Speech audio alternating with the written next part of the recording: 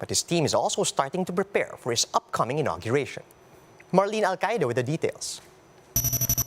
The Marcos camp is considering some historical sites as possible inauguration venue for incoming President Ferdinand Marcos Jr. This includes Fort Santiago, which holds a strong connection to the Marcos family. Former First Lady Imelda Marcos had a hand in its restoration. Pag dito yung inauguration, it would set a very nice tone, no? Yung dedication ng upcoming administration sa ating kultura, sa ating kalinangan, sa ating kasaysayan. Should Marcos Jr. decide to hold his inauguration around Intramuros, Plaza Moriones may be a viable option. Park leadership is already readying the venue just in case. Aside from na makasaysayan itong ating site dito sa Fort Santiago, itong ating area is gated, so very ideal siya for controlling security. But the real work has already started. With Marcos Jr.'s transition team still finalizing possible cabinet nominees, some agencies whose leaderships have been determined are to begin transition work next week, including DSWD, where incoming Secretary Erwin Tulfo has bared two of his undersecretaries, Jericho Javier and Sally Navarro.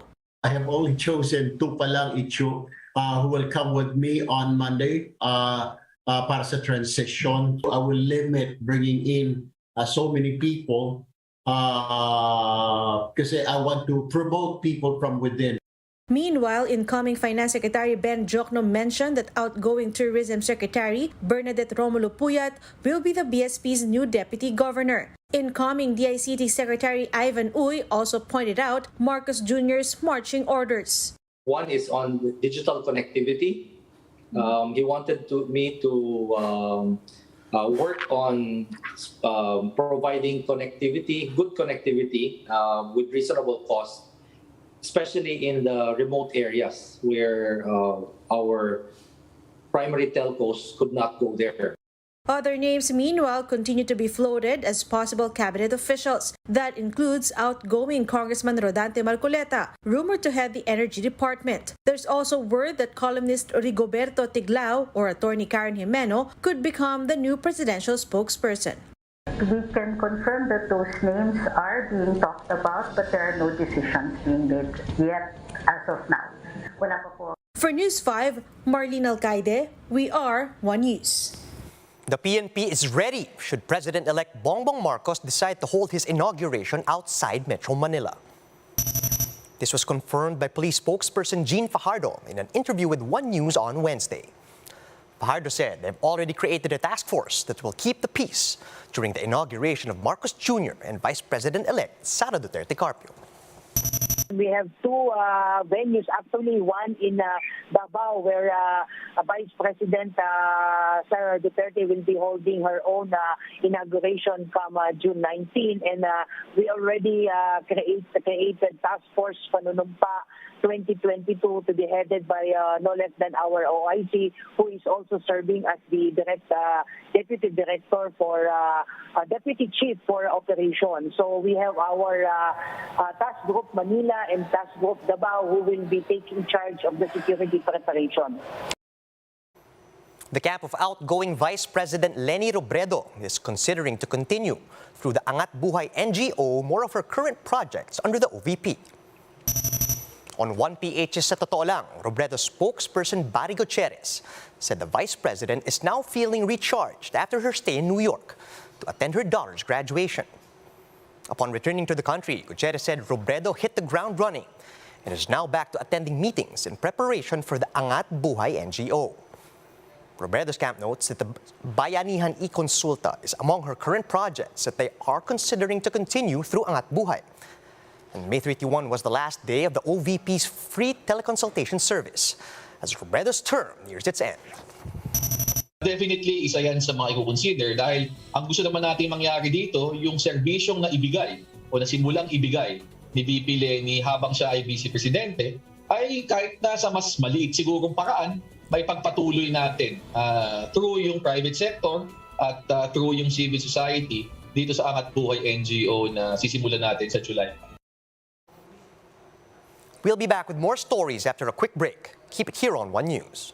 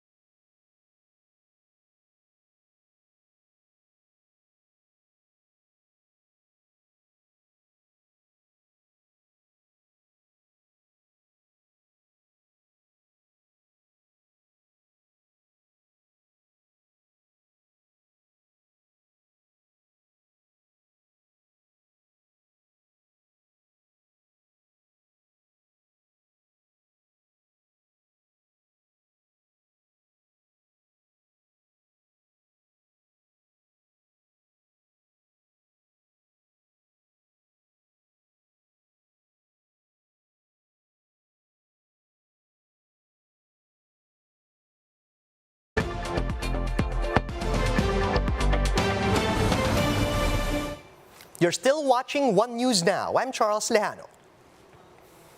It looks like Senator-elect Mig Zubiri is headed for the Senate presidency. Here's a peek at what's to come under his leadership in the upper house. Greg Gregorio with the report. Senator Cynthia Villar has dropped out of the race for the Senate presidency after she reportedly floated the idea of a term-sharing arrangement with Senator Mig Zubiri. Wala nang SP race. Hindi na kayo mag-interesado? Hindi na. Senator Bato de la Rosa earlier said Villar already secured 8 votes. But now that she is backing Senator Zubiri, these votes could likely shift to the incumbent Senate Majority Leader. In response, Zubiri thanked Villar for the support. And as early as now, Zubiri said they've already gone over how the Senate would look under his possible leadership.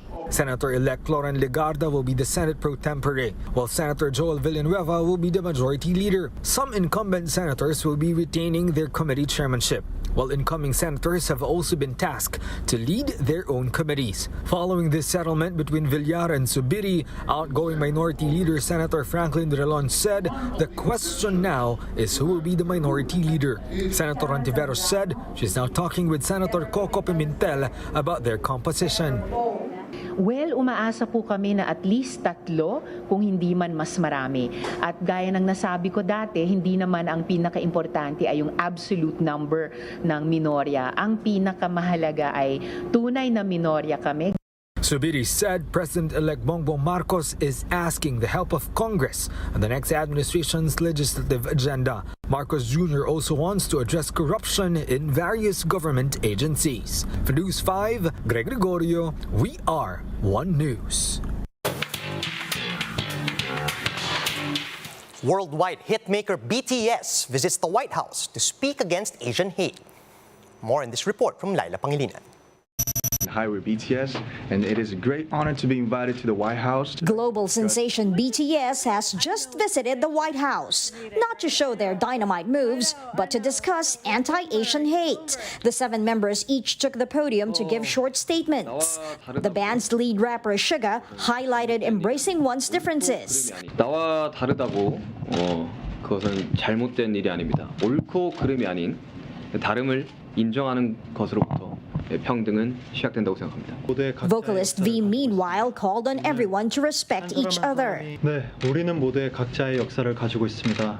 오늘 한 사람 한 사람이 의미 있는 존재로서 서로 존중하고 이해하기 위한 또 한 걸음이 되기를 바랍니다. They also met with U.S. President Joe Biden in a closed-door meeting. On Facebook, Biden shared the short clip with BTS. People care a lot about what you say, and what you're doing is good for all people. The K-pop superstars are known for using lyrics and social campaigns to empower the youth. For News 5, Laila Pangilinan, we are One News. And that's how the day is shaping up to be. Join us later at 9 a.m. as we monitor the day's biggest stories from sunrise to sundown. You can also catch One News on the Signal Play app. Register for a free account at www.signalplay.com so you can stream One News live anytime and anywhere. I'm Charles Lejano. Mask on, wash hands, and stay safe, Philippines. We are One News.